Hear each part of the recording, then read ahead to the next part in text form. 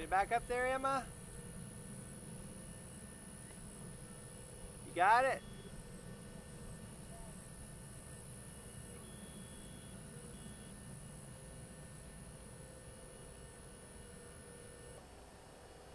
Yeah, turn it all the way around. Keep turning it. All the way around. Keep turning it.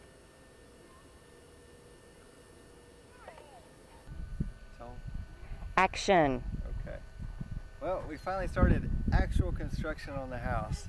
As you can see here with the dirt removed, my very kind father-in-law brought his work crew out and with a bobcat and raked up the dirt, the grass, hauled it up back there behind the truck there.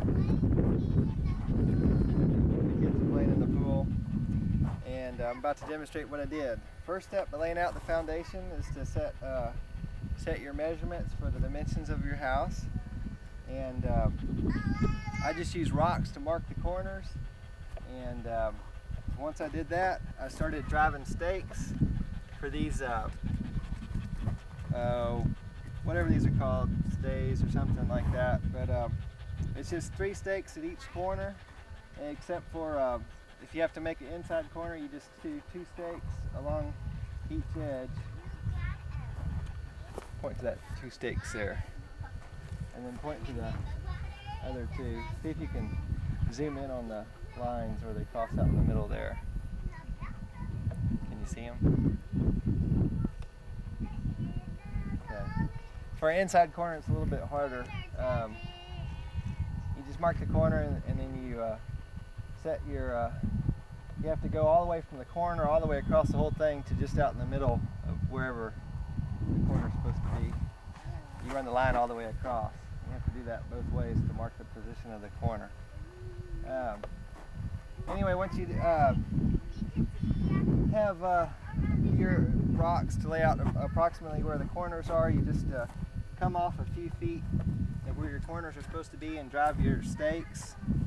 And then you want your stakes to be nice and tall, and then you have to draw level line marks on all the stakes. And I tried to use a survey scope, and you have to have at least 2 people to do it with a survey scope and a stick to shoot the elevations and everything. That's a lot of trouble.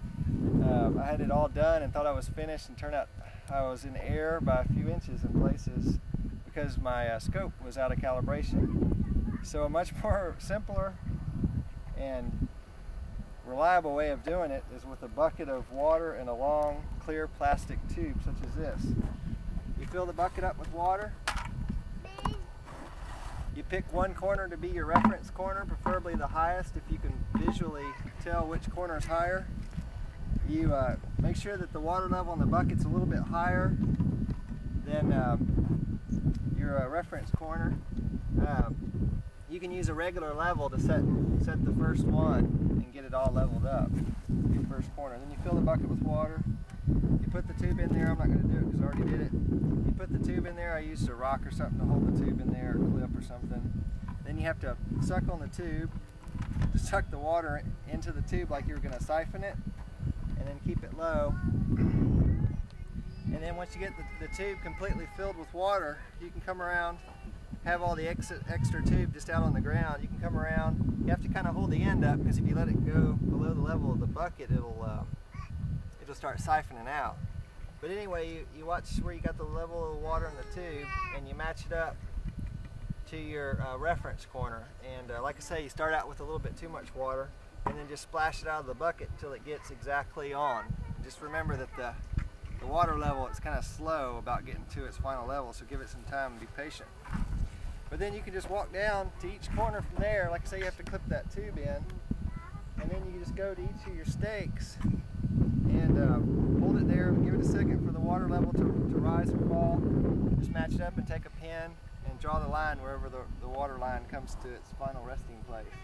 And you do that on all the stakes and all your corners, and that's how you get a level grade if you're working by yourself and don't have a survey scope. That's the easiest way to do it.